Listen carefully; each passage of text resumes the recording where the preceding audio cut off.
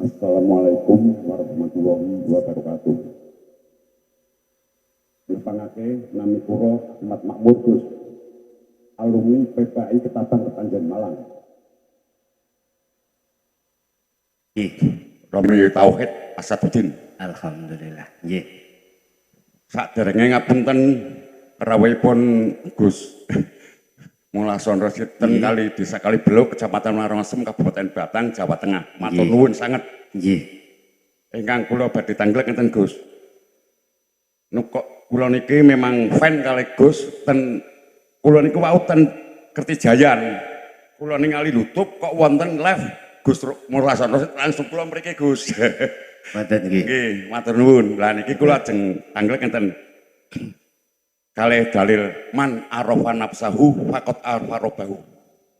Sing sapa kenal awake bakal kenal pangerane. Lah niku carane pripun ben kenal pangerane Gus? Ngoten nggih. Nah, setunggal nggih. Ping kalihipun lah apa innalillahi wa inna ilaihi rajiun. Lah rajiun niku kan kebanyakan yang awam niku kembalinya ke rob. Nggih. Niku mungguhe dheweke, tapi apa ya padahal sekawan nek ora ten wit-witan, ten watu, ten kayu, sekawane prayangan. Lah nek kenal rob, bagaimana caranya kita kembali kepada rob ngeten Gus. Lah niku saderenge kalih tanggelkan niku nggih matur nuwun sanget Gus. Nggih, Bapak. Matur nuwun. Wassalamualaikum warahmatullahi wabarakatuh. Waalaikumsalam warahmatullahi wabarakatuh. Tepuk tangan. Man ngarofa robbahu faqad arofa man arofa nafsahu faqad ngarofa robbahu.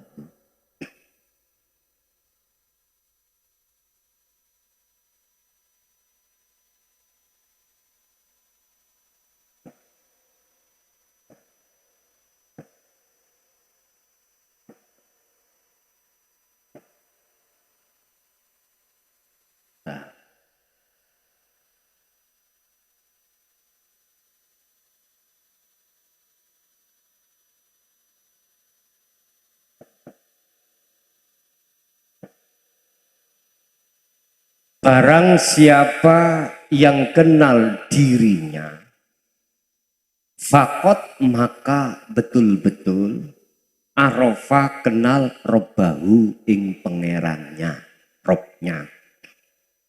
Iki piye pengertian? Ini tidak jauh berbeda dengan maksud la haula wala quwata illa billah. Dikatakan kenal pada dirinya kalau dirinya itu meyakin dirinya makhluk itu patung. Gak bisa bergerak kalau tidak ada yang menggerakkan. Gak bisa melihat kalau tidak ada yang melihatkan. Gak bisa mendengar kalau tidak ada yang mendengarkan. Gak bisa napas keluar masuk kalau tidak ada yang mengeluarkan dan memasukkan. Siapakah aktor yang melakukan? Adalah robbahu. Disebut robbahu, yo pangeran. Itulah illa billah. Kalau diri ini sudah meniadakan keakuan dirinya yang bisa segala-galanya, maka itulah yang disebut sudah kenal dirinya. Berarti sudah enggak fungsi dirinya makhluk ini. Itulah maksudnya man arafa nafsahu. Kalau sudah kenal dirinya, maka kalau sudah meniadakan dirinya atas segala-galanya, ya otomatis fakot ngarofa robbahu.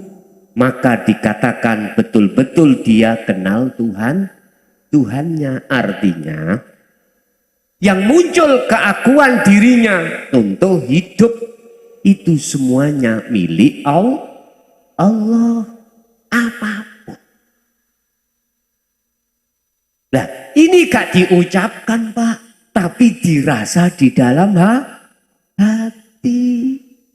Jelas? Nah, kebanyakan umat Islam gak seperti itu. Jujur mawon. Karena apa? Karena dia tidak diajarkan ilmu tentang hal itu yang disebut dinul haq, dinut tauhid. Jikalau ada yang mengajarkan, apalagi berani ke panggung, udah Pak disikat dengan makalah apapun, dalika dolalah, itu sesat kebanyakan. Dulu setelah zaman Baginda Sayyidina Ali sampai tahun 2014 diingi. 2014 kemarin ini. Mulai tahun itu digelarlah dinut tauhid itu tidak hanya secara terang-terangan tetapi juga lewat medsos. Mengapa harus tahun 2000 berapa tadi? 14. Ternyata 2020 itu surat 14 ayat.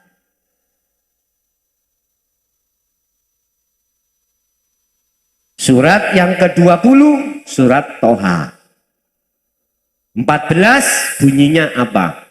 Innani anallah la ilaha illa ana fa'buduni fa'budni wa aqimis sholah li dzikri. Sesungguhnya aku iki Allah. Tidak ada Tuhan kecuali aku. Oleh sebab itu sembahlah aku. Aku siapa? Aku ini makhluk kan sudah fana, sudah enggak fungsi. Berarti akunya Allah. Fa'budni, sembahlah aku. Aqimis sholah, tegakkan sholat semata-mata. Lidzikri, hanya mengingatku.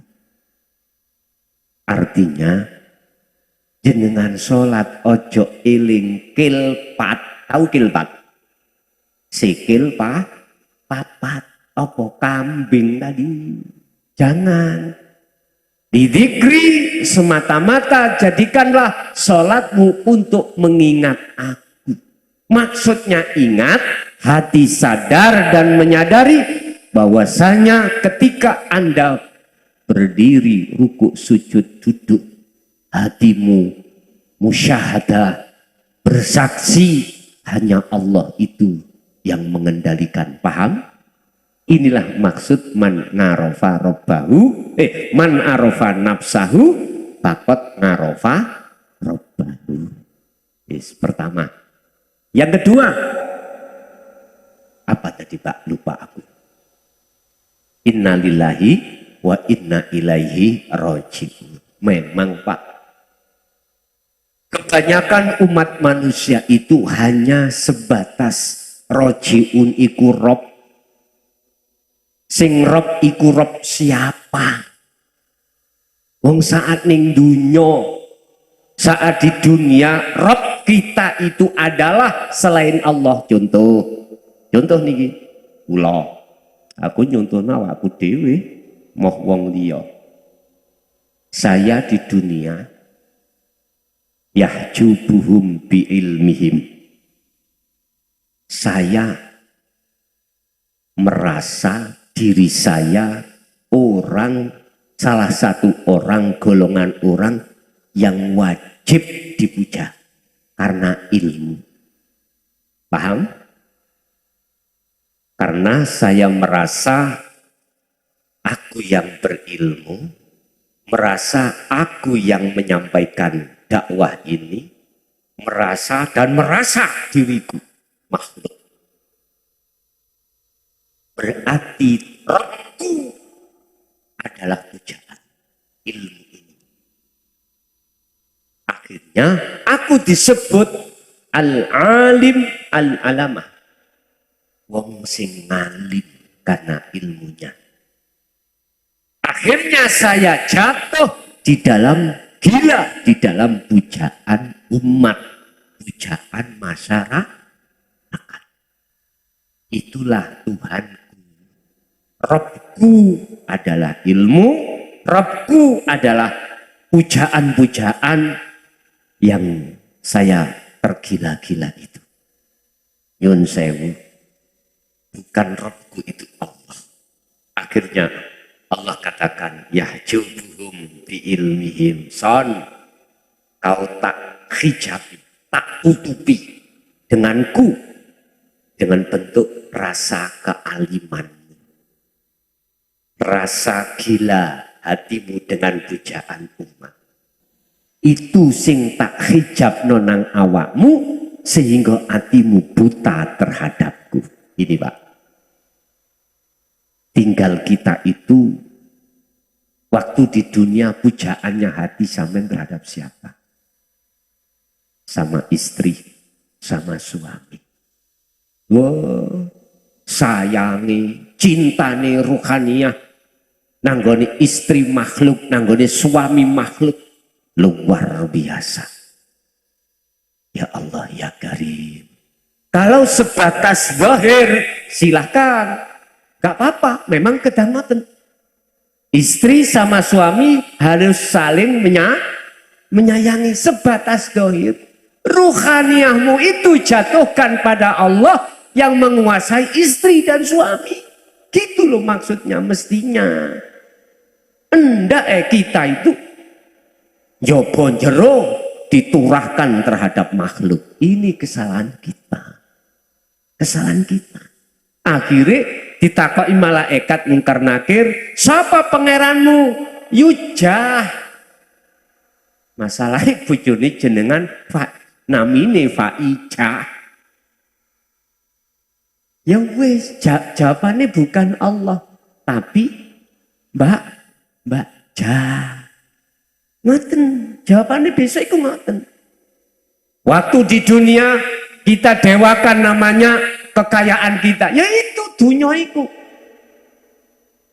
Merebuka sopo pangeranmu? Dijawab Pak. Alphard.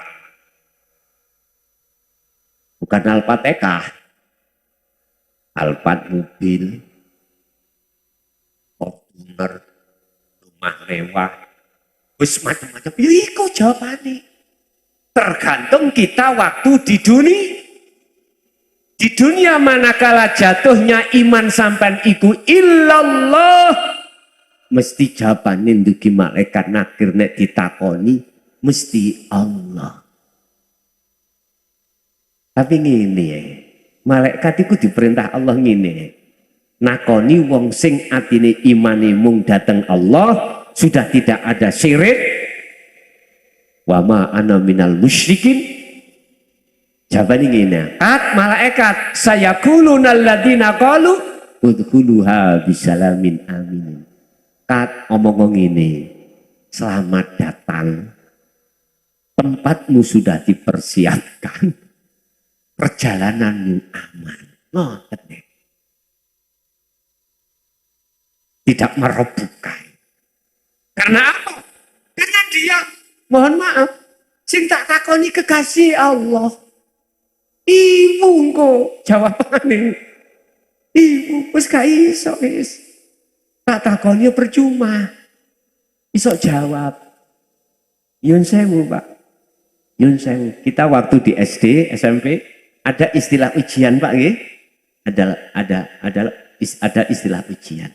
Coba ketika kita tidak bisa menjawab persoalan itu, tolah-toleh mboten?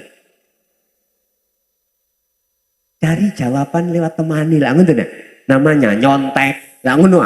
Itu pun belum tentu benar. Tidak ada keyakinan jawaban yang benar, enggak ada. Tapi ketika saat jenengan itu bisa jawab, keyakinan 3 ditambah 3, wah ini jelas 6. Ditulis 6. Jenengan ketika saat menulis 6 dibarengi keyakinan kebenaran. Gak mungkin mamang terus toleh. Berapa ya? Gak mungkin. Seperti halnya itu Pak. Bijimu akhiri 100. Nggak ada mamang sama sekali. Tegas. Pun. Terus bagaimana caranya kita itu tidak ke hutan, tidak ke tumbuh-tumbuhan dan lain sebagainya. Nyun sewu Pak, estu nyun sewu. Kembalilah kau pada surah Ali Imran ayat 31. Qul in kuntum tuhibbunallaha fattabi'uni yuhibbukumullah wa yaghfir lakum dzunubakum wallahu ghafurur rahim. Ini Muhammad katakanlah pada umatmu, bila mana umatmu ingin selamat dunia dan akhiratnya, ingin cintanya diterima oleh Allah dan dijadikan sebagai kekasihnya, bagaimana? Katakan Muhammad, in kuntum tuhibbunallaha, wahai umatku, jikalau kau ingin betul-betul cintamu diterima oleh Allah, fattabi'uni, ikuti saya. Ikuti saya, kata Rasul. Ikuti yang bagaimana ya Rasul? Ojo syariatku tok kok tiru, tapi sak hakikate. Paham? Ojo hanya hablum minanas tok, tapi yo hablum minallah. Sallu kama ra'aitumuni usolli. Mengapa saya bisa sholat dengan khusyuk, kata Rasul? Jawabannya cuma satu. Karena beliau punya hablum minallah. Tali langsung pada Allah. Ini tadi, gak ada talinya, kabel. Mik dugi, apa? Mixer. Kaiso muni, gak urip iki. Berhubung ada talinya, walaupun signal UHF, PHF akhirnya muncul. Enggak terputus. Logikanya seperti itu, Pak. Manakala jenengan punya tali langsung pada Allah, yaitu Rabitoh jenengan ini wajah tu wajiyah, akan bisa langsung pada Allah lewat sirul asal, maka pasti akan hidup. Artinya jenengan ini Bapak Ibu gak bakal kesangsang-sangsang, ini gak bakal. Wa inna ilaihi roji'un, kembali kepada Allah. Pada Allah. Percaya gak percaya, aku gak maksa. La ikraha fiddin, tidak ada paksaan ajaran ini untuk sampai percayai. Boten. Tugasku hanya ini balagu minkum, hanya menyampaikan. Tidak ada rasa paksaan datang panjenengan untuk mengimani. Sampai ngen-ngen sendiri, sampai angen-angen sendiri, sampai resapi sendiri, bahwasanya kita suatu saat kullu nafsin dha'iqatul maut dan kembali kepada Allah. Sudahkah kau persiapkan pertemuanmu terhadap Allah saat di dunia? Kalau belum, tak pastikan su'ul khotimah. Kalau sudah, saya pastikan husnul khotimah. Isdalane nuju husnul khotimah ikutono Rasulullah sak hakikat lan makrifati. Jikalau kau mengikuti aku, kata Rasul, yuhibbukumullah, Allah akan menerima cintamu dan kau dijadikan sebagai kekasihnya. Sebab apa Allah menerima cintamu? Karena kau telah melepaskan cintamu terhadap selain Allah. Tadi suami, istri, anak, harta benda. Wa zuyyina linnasi hubbus syahawa minan nisa wal banin wal qanatiril muqantarah. Hatimu tadi yang ada iman selain Allah, hatimu yang tadi bercinta berkasih mesra terhadap selain Allah, yang disebut kesenangan dunia itu tadi sudah kau lepaskan, maka Allah menerima cintamu. Wa may yakfur bitaghut, siapa yang mau melepaskan cinta selain Allah, wa yu'min billah, pasti akan diterima Allah sebagai kekasihnya. Alhamdulillah. Caranya bagaimana? Ini yang terpenting. Pun bangun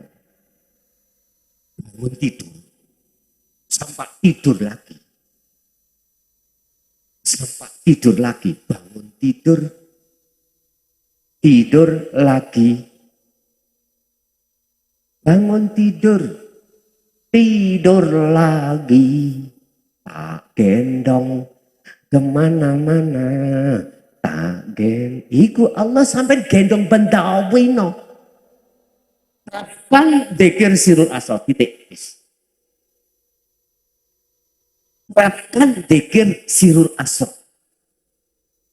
Apapun aktivitas jenengan, apapun. Asahlah dikir sirul asal, praktekkan dikir sirul asal. Sederhana toh, sirul asal. Yakin, merasakan bahwasanya apa yang muncul dalam diri jenengan itu semata-mata Allah yang berperan dan segala-galanya. Pun itu aja. Mudah toh Pak ya? Mudah ngomong. Praktek kok digandoli nafsu sampean. Sampai lawan, nafsu itu lawan. Iya. Makanya mengapa di dalam teman-teman torikoh ada istilah dikir khofi, dikir sir, napas keluar masuk disuruh mengucap Allah, Allah, Allah, Allah. Supaya eling. Sadar kalau semuanya yang bergerak itu geraknya Allah. Pun Pak, sampean nanti pernah melihat wayang kulit? Pernah ya? Petro, ono Bagong, ono Gareng, dan lain sebagainya. Sing ngomong Gareng apa dalang? Sing bergerak itu dalang apa Gareng? Yang memiliki semuanya dalang apa wayang? Kita itu wayang.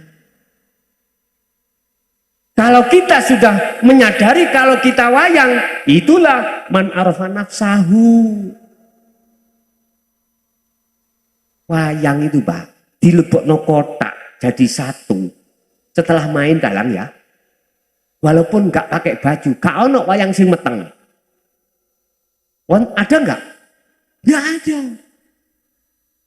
Artinya apa? Mohon maaf, diterangkan besok. Wa min waraihim barzakhun ila yaumi yub'atsun. Yaumi yub'atsun. Bila mana secara syariat hari kebangkitan itu datang, semuanya sampai nambah aku iki lanang wedok muda kabeh. Ono sing lucu pojokan, Gus gak kepingin nang pira-pira. Lah, kuwi ngrasakno gak kepingin gopoh karena awakmu dhewe. Iya. Di situ ada 8 golongan yang dirahmati Allah. Ada 8 golongan menurut hadis Rasulullah. Intinya semuanya kekasih Allah. Mereka semuanya tidak mendapatkan payung dari Allah rahmat. Tetapi ada 8 golongan yang mendapatkan payung atau rahmat dari Allah. Nyun maaf Pak, jangankan jenengan kepinginan koyok ngono, gak ada ketakutan yang ya. Karena mau dihadapkan hakim yang paling adil akan dihisab. Kita ketakutan dengan perbuatan yang sudah kita aku ketika saat di dunia. Hisab baru muncul. Hisab itu apa? Ngitung. Mengapa kok dihitung? Karena jenengan aku. Iki sholatku, iki aku. Dihitung. Tapi ada golongan yang tidak dihisab Allah. Itulah golongan yang mendapatkan rahmat Allah. Siapakah dia? Dia yang sudah menjadi patung. Dia yang sudah menjadi wayang kulit. Coba. Patung sampai muring-muring ah. Betul ya? Isu ono model ya apa patung? Ya gitu. Tong, kini tong duwe sak yuto ditampani enggak? Artinya gak kesensem dengan uang itu patung itu. Mengapa patung itu gak kesensem? Karena patung sibuk kesengsem ambek bertemu bersukaria dengan Allah. Dengan Allah.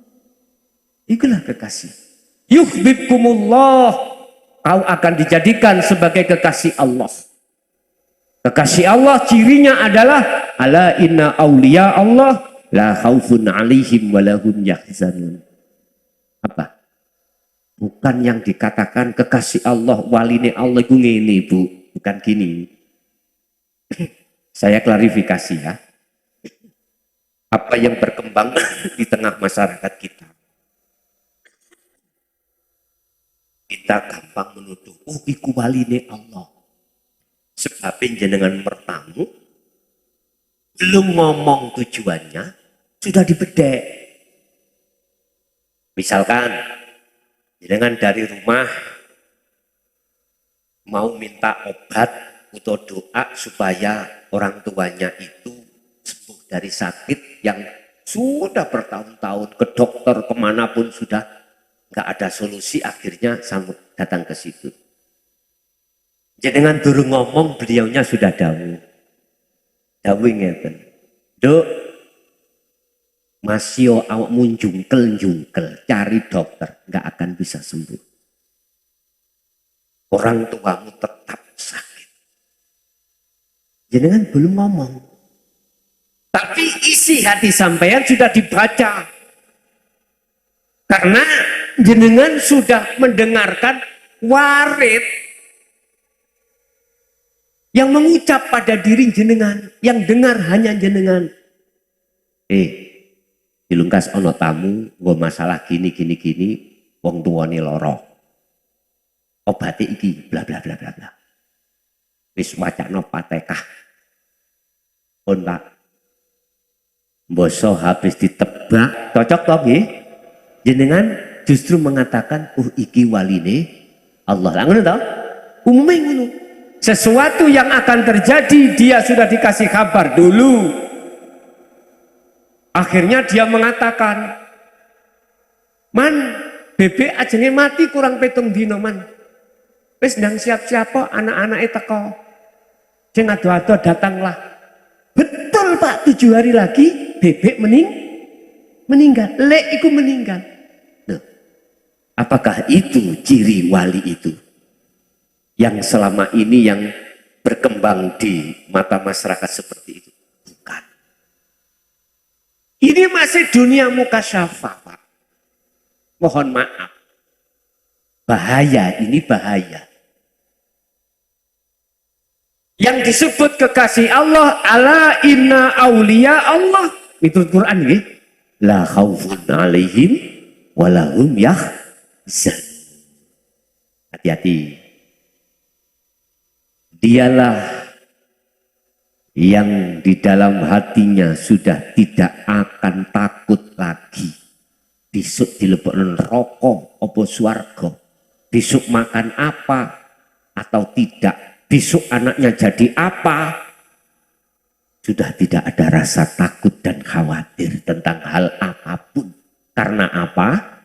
Karena dia sudah tahu bahwasanya dirinya sudah tiada, yang ada hanyalah Allah. Dan atau semua apa yang akan terjadi, yang sedang terjadi, yang sudah terjadi, semua itu datangnya dari Allah. Dari Allah. Akhirnya dia anteng. Ini loh maksudnya. Bila mana beliau sudah ada tanda-tanda seperti itu, kok dibonusi Allah kasaf, bisa jadi. Tapi kasaf itu tidak bisa dijadikan sebagai barometer. Itu kekasih Allah. Tidak. Kasaf itu hanyalah bonus dari Allah. Bonus. Ini bab masalah kewalian. Saya kasih tahu biar jenengan gak gampang reko menyang wong liya. Sebab nyuwun sewu. Sekali lagi, rata orang-orang yang ahli dalam kasaf, belum ke musyahadah, justru dia itu gede keakuannya. pede keakuan makhluknya. Oh, kalau enggak aku, enggak sembuh kau. Kalau enggak aku. Subhanallah. Justru inilah secara hakikat yang disebut orang yang mengikrarkan diri sebagai Tuhan, tapi dia tidak merasa mengikrarkan diri sebagai Tuhan. Hakikatnya. Ini bahaya buat iman kita. Estu, bahaya buat iman kita. Sampai pingin iman ini, subutul iman, tetap iman hanya pada Allah, maka tolong sekali lagi, apapun kondisi aktivitas yang dengan hadapi, jangan pernah kau lepas zikir sirul asrar. Fakotistam sakabil urwatil wuthqa lam fisau malaha. Al-Baqarah 256. Jangan kau lepas tali ini. Estu jangan kau lepas. Biar imanmu mulai di dunia sampai kematianmu ikut tetap subutul iman, akhirnya husnul khotimah. Itulah Pak ya. Penanya tadi. Ada lagi?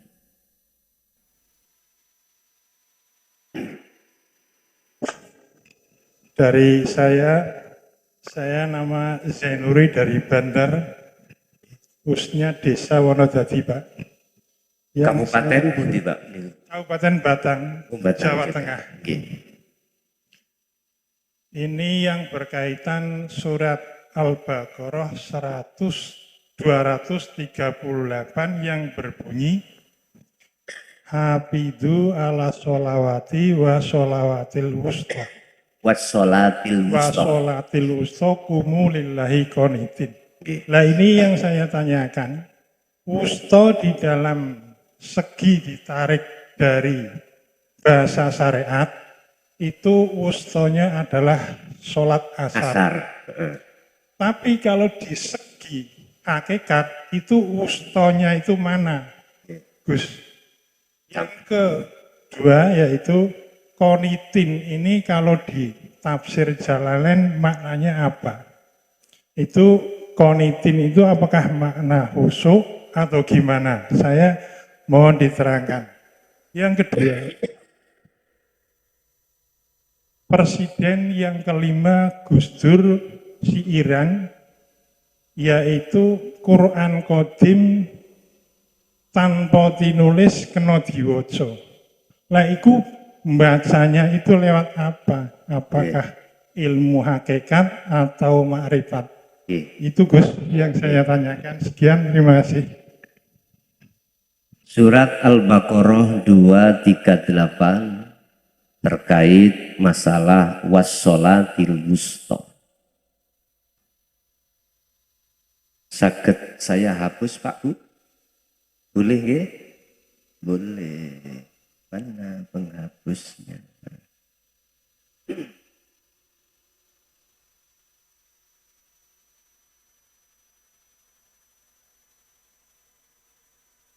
Oh, pakai tisu. Siap.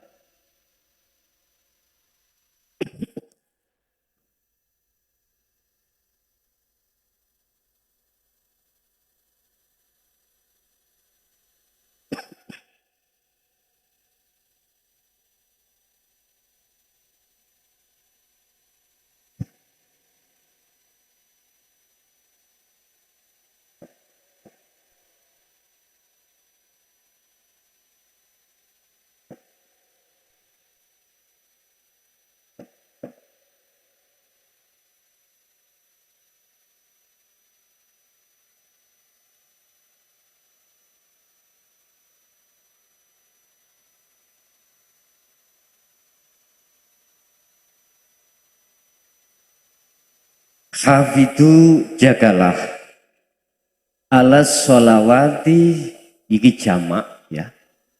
Dikatakan jamak karena banyak itu lebih dari satu, zuhur, asar, maghrib, isya, subuh. Ini sholat yang dilakukan oleh jasmani, disebut sholawat ay al-maktubah di sini. yaitu sholat yang diwajibkan terhadap jasmani. Ini hubungannya dengan hablum minannas, kaitannya dengan hukum syariah jasmani. Wassolatil wusta, jagalah juga sholat tengah.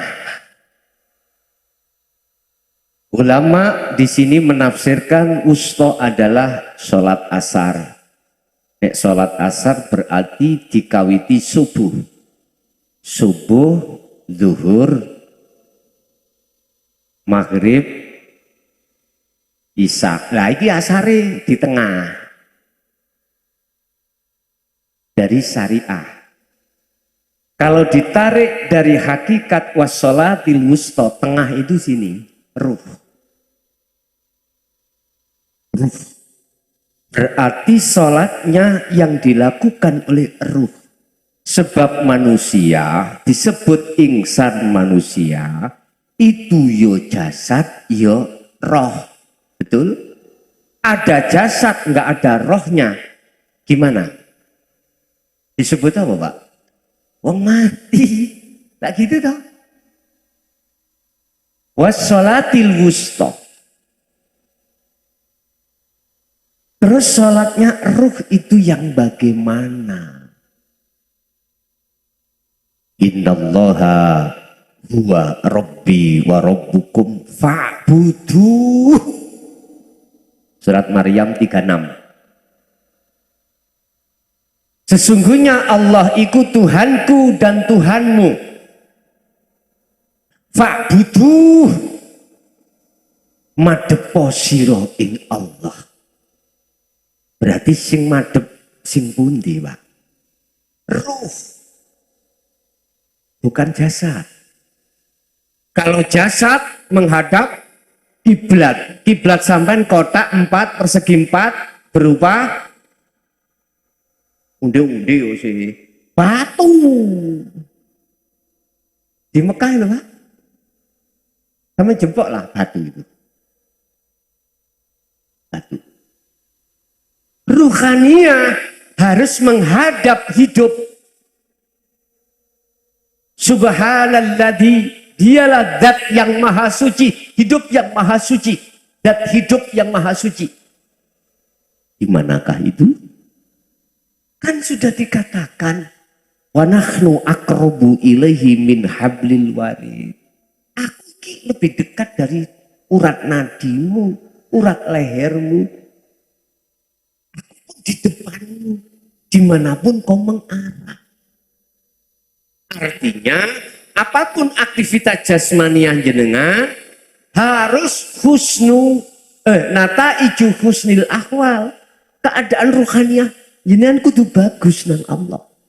Fa'budu nyembah sira hu ing Allah. Hu iku. Lah ngeten Pak. Nggih ya? Kosong toh tengah. Artinya hatimu kosongkan selain Allah. Baru bisa masuk. Baru bisa dikatakan menghadap Allah. Berarti imanmu tadi jatuhnya hanya pada yang maha suci yang ada di dalam dan di luar dirimu yang menggerakkanmu. Itu loh maksudnya Allah. Wassolati iki ahad, iki jamak, iki ahad, tunggal. Berarti jenengan itu harus menunggalkan terhadap beberapa yang banyak. Lihatlah satu di dalam banyak. Yes. Untuk berikutnya qanitin. Wakumu lillahi qanitin. Qanitin. Apa tafsirane qanitin? Ay khashi'in. Khusyuk. Bertemu Allah. Bahagia. Tidak ingat selain Tidak beriman selain itu maksudnya. Wakumu jagalah, istiqomahno terus imanmu yang hanya pada Allah. Itu di segala hal aspek apapun yang kau lakukan. Baik di dalam sholat maupun di luar aktivitas sholat. Wakumu lillahi qanitin. Istiqomahno terus zikirmu itu. Barulah kau akan ketemu khosyin. Khusyuk, artinya khusyuk, bahagia, bertemu Allah. Yun sewu. Walaupun Pak E ngomong, dek aku cinta setengah mati. Sehidup semati. Wistah ojo percaya. Jenengan tinggal mati, Pak E mesti golek lagi. Artinya, cintailah istrimu, suamimu karena Allah. Baru kau sakit ngetrapno menseimbangkan antara hukum syariat dan hakikat. Antara hablum minanas dan hablum minallah. Itulah yang pernah dicontohkan terhadap diri beliau Rasulullah. Laqad kana lakum fi Rasulillahi uswatun hasanah. Ini tinggal kita mengikuti yang sistem mana. Nek menurut saya ya sing penting jenengan iki bisa ketemu Allah beres sebelum kita meninggal. Jadi itu Pak ya. Jadi qanitin itu maksudnya adalah khosyin maksudnya bertemu Allah. Cara untuk bertemu Allah itu tadi pegang terus sirul asrar ketika jenengan beraktivitas. Itulah wasilah, itulah tali Anda langsung pada Allah, tidak ngeribon terhadap orang lain. Mohon maaf, di dunia thariqah itu kita dikenalkan sanad Pak ya. Dikenalkan sanad, dikenalkan nasab ya. Sanad keilmuan, sanad iki sampai Rasulullah. Itu ketahuilah masih hablum minan nas. Saya katakan itu hablum minan nas. Mengapa hablum minan nas? Masih bicara tentang manusia. Lah yang disebut hablum minallah, langsung hubunganmu terhadap Allah. Yang inilah yang bisa menjadikan kau wusul datang Allah. Mohon maaf, ada makalah yang mengatakan gini, kalau kau tidak lewat aku gak bisa padamu. Ada kalimat yang seperti itu. Apakah dia Tuhan bisa bicara seperti itu? Hah? Terus fungsi la haula wala quwata di mana? Kok berani-beraninya mengatakan keakuan dirinya bisa menghantarkan sampah pada Allah. Nyun sewu, Pak. Rasulullah sendiri dalam surat Al-Kahfi ayat 110 bilangnya seperti itu. Kok kita berani-beraninya umat mengatakan melebihi dari Rasulullah? Nggih, mohon maaf. Mohon maaf saya tidak sependapat. Mohon maaf saya bila mana malam hari ini dikatakan berseberangan. Enggak. Saya hanya mengingatkan saja. Estu kubitat a'maluhum wa malahum min nasirin. Tidak ada yang bisa menolong kita kecuali Allah. Terus lantas bagaimana kalau ada yang mengatakan, oh lewat aku, kalau gak lewat aku kau gak bisa sampai pada Allah. Terus bagaimana kondisi la haula wala quwata illa billah itu? Mohon maaf sekali lagi ya. Tolong pelajari dulu terkait masalah dzikir sirul asrar sampai fana'ud dzikri. Biar ada kesadaran dalam hati kita. Sebab mohon maaf, saya katakan seperti itu karena saya puluhan tahun berpengalaman tentang masalah itu dan mohon maaflah ketika saat saya masih memuja selain Allah tidak akan pernah aku bisa sampai pada Allah. Tapi bukan perkaranya aku ngaku-ngaku sudah sampai pada Allah. Enggak. Sebab aku pun sudah tiada pada diriku sendiri. Itulah yang dimaksud man arofa nafsahu faqad arofa rabbahu. Apa yang kujelaskan ini ilmu. Belum praktek. Nek ilmu itu masih dipahami. Lah setelah kita paham wayat tabiuna aksan. Lakonono dengan baik. Ketika kita yastami'unal qaul sudah mendengarkan apa wejangan di dalam dinul haq, teruskan wayat tabi'una aksan, lakukan, praktekkan. Artinya dzikir sirul asrar sudah jenengan pahami, praktekkan di dalam segala hal aktivitas yang jenengan lakukan. Tapi iki yo gak gampang, Pak. Yang namanya duri menanti, kerikil tajam yang menghujam menghalangi jenengan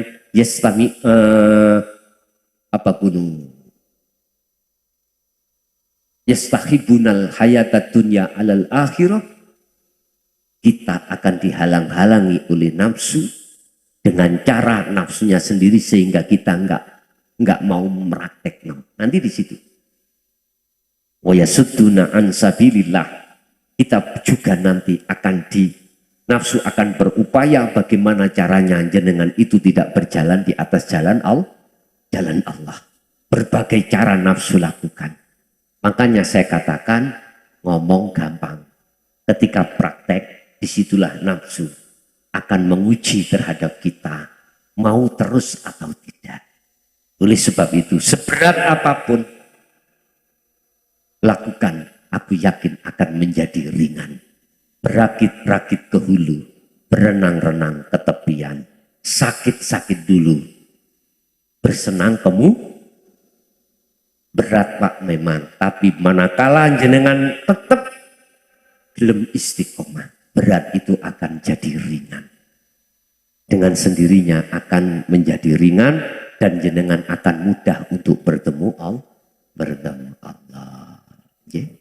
Ada lagi? Ada yang belum terjawab Pak Nima? Semua sudah terjawab. Gimana? Oh Al-Quranul Qadim. Oke, mohon maaf. Wahyu kang mulya tanpa tinulis ning bisa diwaca. Di situ ada tambahan keterangan. Yaiku wejangane guru kang kita ditancepke ning jero dodo. Ini kita gelari.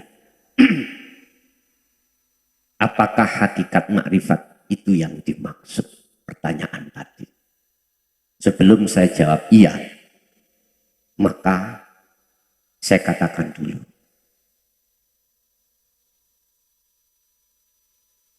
Itulah wejangan guru yang disampaikan oleh guru akhirat kita. Ya, ditancap ning jero dodo. Laksana guru menulis hati sampai papan. Hati sampai papan. Itulah wahyu kang minulya. Tanpa dinulis tulisan ngene iki bisa diwaca. Artinya guru ketika memejang tentang dinul haq itu sama halnya tulisan.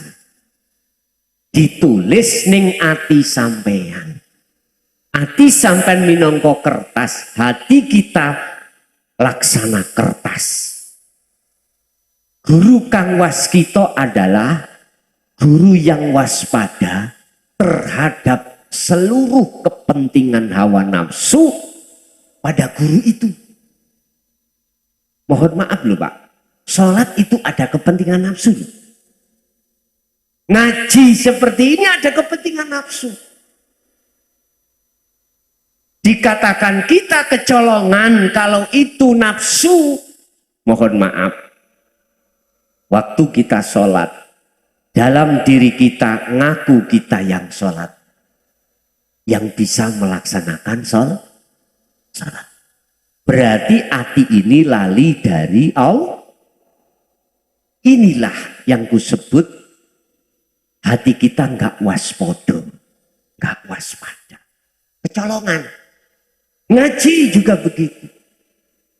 Tatkala dalam hatiku muncul keakuan mukhlason, yang ngaji, yang aweh petunjuk dan lain sebagainya, maka berarti ini kecolongan. Ingat, innaka la tahdi man ahbabta. Sesungguhnya kaum Muhammad, ini Allah loh yang tahu di Quran, iku tidak bisa memberikan petunjuk terhadap orang, walaupun orang sekalipun yang kau cintai paling dekat padamu. Siapa Pak? Orang yang paling dekat pada Rasulullah. Garwani, putrani, para sahabat itu, Khalifah Abu Bakar, Umar, Utsman, Ali. Itu kan orang dekat. Allah katakan sesungguhnya kaum Muhammad tidak bisa memberikan petunjuk terhadap umatmu sekalipun umatmu yang paling dekat padamu, yang kau cintai. Nah terus, walakinallaha yahdi may yasha. Tetapi yang bisa memberikan petunjuk adalah Allah terhadap hamba yang dikehendaki. Ayat ini menunjukkan bahwasanya secara hakikat Rasulullah Muhammad itu tidak bisa apa-apa. Kecuali hidayah itu datangnya dari Allah yang secara syariat seakan-akan dititipkan lewat Rasulullah. Akhirnya secara syariat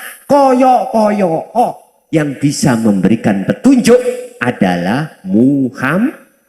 Paham ya? Bun salah paham sampean. Nek salah paham, muring-muring sampean. Ini tingkatan Rasulullah, apalagi tingkatan yang namanya mukhlason. Wong sarunge katim brodol. Tingkatan nomor piro bos aku iki? Lha iki Quran lho Pak. Innaka la tahdi man ahbabta walakinallaha yahdi may yasha. Sesungguhnya innaka iki berarti enggak main-main Pak. Sesungguhnya kaum Muhammad itu tidak bisa memberikan nasihat, tidak bisa memberikan hidayah kepada orang sekalipun yang kau cintai. Tetapi dia mendapatkan hidayah itu saya, kata Allah, yang memberikan hidayah. Biar sinkron syariat ambek hakikati ngeten Pak. Rasulullah itu cuman diizini Allah digawe dalan Allah lintasan untuk terhadap orang yang dicintai Rasulullah supaya mendapatkan hidayah. Undang. Tapi bukan berarti Rasulullah itu mutlak yang memiliki hidayah. Paham ya? Kan sudah dawuh Rasulullah, sesungguhnya aku ini sama dengan kau, sama makhluknya. Jangan pernah kau muja aku nggak pernah minta kau puja. Jangan pernah kau menyembah aku sebab tidak pernah minta kau sembah. Sembahlah, pujalah siapa yang kupuja. Itu Rasulullah. Lah jatuhnya umat ini banyak Pak yang ingin dipuja Pak. Sungguh. Kadang kita minta dipuja terhadap masyarakat umat karena kepimpinannya. Karena harta bendanya. Karena keilmuannya. Ini. Masih banyak seperti itu. Sudahi. Wih kate bongko. Anda sudah mendekati mati. Udah. Bertobatlah pada Allah. Kembalikan semuanya itu Allah yang memiliki. Alim dari ilmu. Itu sifatnya siapa? Sifat wajibnya Allah. Mengapa harus kita rampas? Nah, Al-A'la, sifat lebih luhur. Siapa itu? Kita manusia itu patung. Ra bisa ngomong nek gak diomongke, ra bisa krungu kalau tidak didengarkan dan lain sebagainya. Udah, mungkin nasihat saya ini sebagai cambuk kesadaran kita masing-masing, alhamdulillah. Tapi kalau sebagai cambuk akhirnya ada dendam dalam hati, mohon maaf sebelumnya, saya tidak bermaksud seperti itu. Saya cuman hadir di sini atas dasar perintah Allah untuk menyampaikan mana yang hak itu hak, mana yang batil itu batil. Oke. Jadi Al-Qur'anul Qadim itu adalah wahyu kang minulya sing den tancep ning jero dada, yaitu wejangane guru tentang dinul hak, gitu. Tanpa dinulis tapi bisa dibaca. Berarti apa tanpa ditulis? Tidak ditulis seperti ini, tapi tetap ditulis. Lah, siapa yang menulis bentuknya apa? Yaitu tadi, wejangan yang disampaikan guru kita akhirat di dalam dada kita, hati. Jadi hati kita itu adalah laksana kertas. Jadi setelah itu laksanakan. Itulah Al-Qur'anul Qadim. Ya, contoh misalkan gini. Andai kata desel ini nggak bunyi, itu tetanda desel ini mati. Kalau desel ini mati, berarti nggak ada setrum. Nah gitu nggih? Nek gak percaya buktekno, patenono. Mesti mati, akhirnya nggak ada setrum. Loh, di dalamnya itu tersimpan yang tersirat. Itulah Al-Qur'anul Qadim. Apa maksudnya? Ini Pak. Ati sampean ginyun sen. Kalau tidak bisa melihat sumber aslinya, yaitu Allah Subhanahu wa Ta'ala, hati ini akan menjadi hati yang mati. Hati yang mati ini tidak akan pernah bisa sampai pada Allah. Mengapa hati ini mati? Sebab innal ladzina kafaru sawa'un 'alaihim a'anzartahum am lam tundirhum la yu'minun. Dikandani, dikasih tahu atau tidak tentang dinul haq, la yu'minun, tetap tidak percaya. Akhirnya apa? Fi qulubihim maradun fatamallahu ala qulubihim wa ala sam'ihim. Hati kita akan menjadi hati yang mati. Berarti sumbernya, hidupnya hati pada Allah berawal dari dinul haq, disampaikan, diterima, lalu dilakukan dengan istiqomah, barulah muncul kehidupan. Ketika kehidupan ini datang, setrum itu datang, maka datanglah cahaya yang tujuannya untuk menerangi alam yang gelap ini. Ketika kita terbuai dengan keindahan cahaya ini, kebanyakan kita lali setrum. Lali setrum Pak. Paling kita menuduh, yo padangi karena cahaya. Padahal cahaya datangnya dari mana? Dari setrum. Lah setrum dari mana? Dari genset yang diputarkan oleh minyak zaitun. Apa minyak zaitunnya? Solar. Berarti solar adalah sebuah ilmu ma'ul khayah, yaitu dinul haq, sebagai penggerak pertama proses. Akhirnya sampai hati yang hidup ini, cara lampu itu, lampu ini menyala, jajine padang. Hati sampai hati yang hidup. Itulah maksudnya Al-Qur'anul Qadim. Dan Al-Qur'anul Qadim juga tertuang di setiap ayat Al-Qur'anul Karim. Contoh, hafidhu ala sholawah wa sholatil wusta, syariate tafsirane muhakamah wassolatil wusta salat asar. Ngoten nggih. Salat asar yang dilakukan jasmani akhirnya mboten menyentuh rohani. Terus ayate wa qumu lillahi qanitin dikongkon sing khusyuk. Terus sampai sekarang jenengan gak iso khusyuk. Mana letak salahnya itu? Itu loh. Kalau yang dimaksud wassolatil wusta itu adalah sholat asar, bagaimana Anda bisa sampai qanitin? Ayo, gak bisa Pak. Gak bisa. Sehingga apa hubungannya antara wassolatil wusta dengan qanitin? Kalau kita tidak tahu Al-Quranul Qadimnya, otomatis kita akan memahami bahwasanya sholatil wusta adalah sholat asar, kemudian wa qumu lillahi qanitin, tegakkanlah sholat itu dengan khusyuk. Ya ngomong tak khusyuk, tapi hatinya balawakrak. Hatinya kita lari-lari urusan dunia. Sampai kapan? Katanya Quran itu benar. Faktanya kok tidak seperti itu. Walaupun ngalimo kaya apa ilmu sampean kali kula, nggak bisa Pak. Sayyidina Ali kurang bagaimana? Ya tak?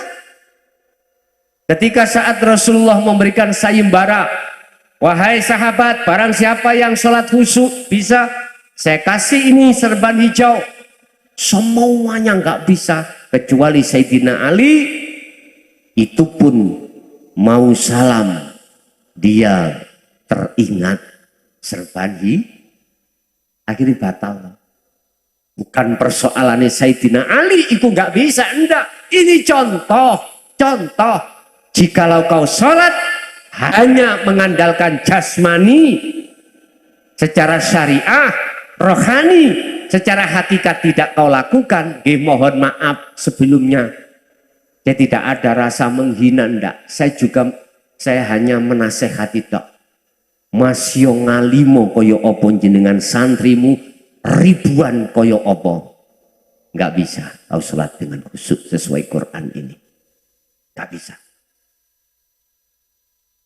Udah, gak usah kita itu hati munafik.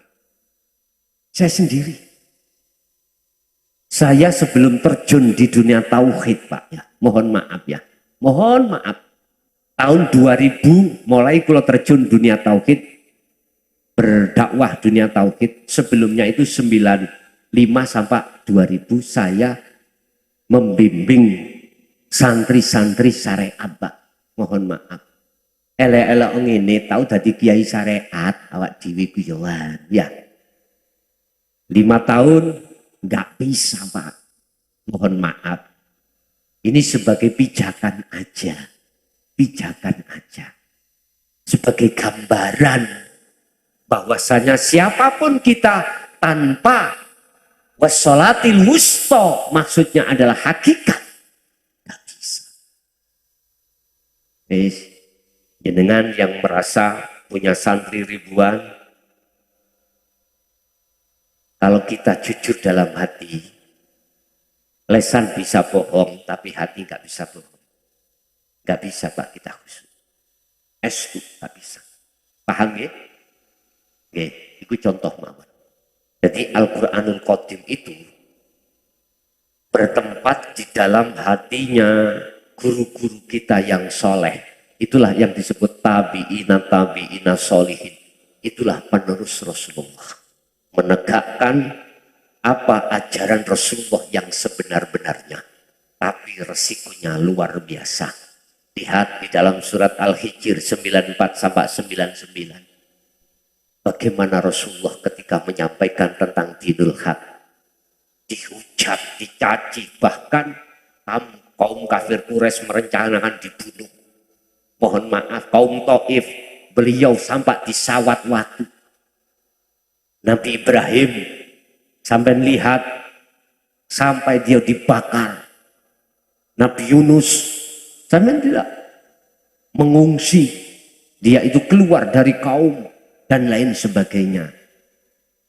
Mukhlason iku cuman dibenci, dicaci, atau pernah diusir, mau diusir, pernah. Nek kalau dikatakan ajaranmu itu sesat, wis segonjangan Pak. Tahu segonjangan? Waleh. Apa waleh di sini? Yus blenger gitu loh. Sak gelek-gelek. Bahkan 2 bulan yang lalu di WA saya, ajaran saya dikatakan roti tapi rasa tai. Iya, nggak apa-apa. Bahkan memanggil saya bukan nama Mukhlason, anjing, babi, nggak apa-apa. Lotong babi kena dibeleh, ya, anjing bisa dibuat jaga rumah, lotong, nah, lumayan. Nggak apa-apa Pak, karena beliau-beliau itu aku yakin belum paham. Kalau paham nggak mungkin, gitu loh. Itu semuanya ya karena Allah gitu aja kok repot. Ada lagi? Ibu-ibu mungkin ada yang tanya, pun sungkan-sungkan. Saya juga sama dengan jenengan, podo menungsoni. Cukup? Jam 12 kurang 10 menit. Cukup? Wis gini aja. Jenengan kula sungkan Gus nek ngomong nek ngarepe wong akeh. Wis sampean WA kula mawon. Iki nomor pribadi saya. Aku nggak pernah bikin admin, dicekel admin mboten pernah. Wis tekok ning kene 0856 3282 561. Kula jenenge tangklet ning umum kok ya ora penak. Langsung mawon ning WA, tapi ojo muring-muring jenengan. Umpama sampean tanya pagi, terus tak jawab paginya besok. Ojo muring-muring. Jangan marah. Karena di WA saya chat yang sudah masuk sekarang per detik hari ini hampir 3.000. Saya tiap hari jawab seperti itu. Jadi antri Pak Bu, antri. Tapi ojo dihapus. Ojo dihapus. Pasti nek wis antrian sampean tak jawab nanti. Wis sampean tanya tentang masalah tauhid ya. Ojo takon nyun sewu bojo sampean pinten. Anak sampean pinten. Iki kan urusan dunia, Pak. Ojo. Khusus ayat ini, khusus nomor ini saya pergunakan untuk taklim muta'alim. Inilah sebagai jawaban, gak apa-apa sampean ikut belajar ning YouTube, tapi ada wasilah sambungan antara sumbernya dengan jenengan. Walaupun gak pernah bertemu, sah hukumnya. Oke? Ada memang Kak Makola yang mengatakan, jikalau kau belajar di YouTube, sama halnya gurumu setan. Lah ngono toh? Nyun sewu. Memang benar. Tapi teruskan. Jikalau itu tidak ada nomor yang bertanggung jawab, memang saya sepakat sepaham. Tapi kalau ada nomor, mohon maaf, sama dengan jenengan tatapan muka kali kula niki sama. Cuman wae lewat medsos. Ya. Jadi jenengan jangan ragu. Nomor saya sudah ada di konten WA, konten YouTube. Setiap YouTube konten saya itu mesti ada nomor saya, chat untuk ngebel, telepon ada di situ. Ini khusus untuk chat, ya, untuk chat. Nek ngebel sampean ya mungkin jarang bisa aku terima. Karena saya sibuknya luar biasa. Besok pagi saya harus nyampe di rumah langsung kerja. Besok jadwalnya ngaji di Mojokerto. Hari ini kok Selasa Pak ya? Hari Rabu. Kamis saya ke bombong apa? Budi? Bojong, bojong. Jumat langsung ke Brebes kalau nggak salah. Nah, jadi mohon maaf, tetap sampean jangan dihapus pertanyaan jenengan. Gara-gara gak dijawab-jawab, gak dibuka-buka. Jangan ngamuk-ngamuk, jangan muring-muring. Udah nanti kalau sudah waktunya tegese, antrian sudah sampai terhadap jenengan tak jawab. Paham ya? Is, pokoknya tolong bertanyalah tentang apa ilmu yang ku sampaikan di konten. Ada nggak pahamnya? Sampai tanya. Sampai tanya. Tetap akan saya jawab kapanpun, walaupun jeda sampai telung dino, sampai sedino, jenengan sing sabar nggih. Sabar. Estu kula nggih belajar sabar, jenengan nggih kedah belajar sabar. Asline Pak Bu, kula nggih mboten pengin sesibuk koyok ngeten iki. Sinten sing purun. Jadi karena ini tugas otomatis tetap harus saya lakukan. Makanya tadi ada jamaah yang tanya, Gus gak capek ah? Mpun takon gak capek. Uang iku mesti ono batesi. Tapi kula mikir roh kula niki yang harus nyampe ini bukan jasad. Kalau jasad Pak, aku mikir jasad, nggih mboten budal-budal. Estu mboten budal. Ibun, mboten mawon apa yang bisa kami sampaikan, apa yang Allah berikan pada malam hari ini mudah-mudahan menjadikan satu ilmu yang bermanfaat, ilmu yang berkah terhadap kita, keluarga dan anak putu kita ila yaumil qiyamah. Lahumul Fatihah.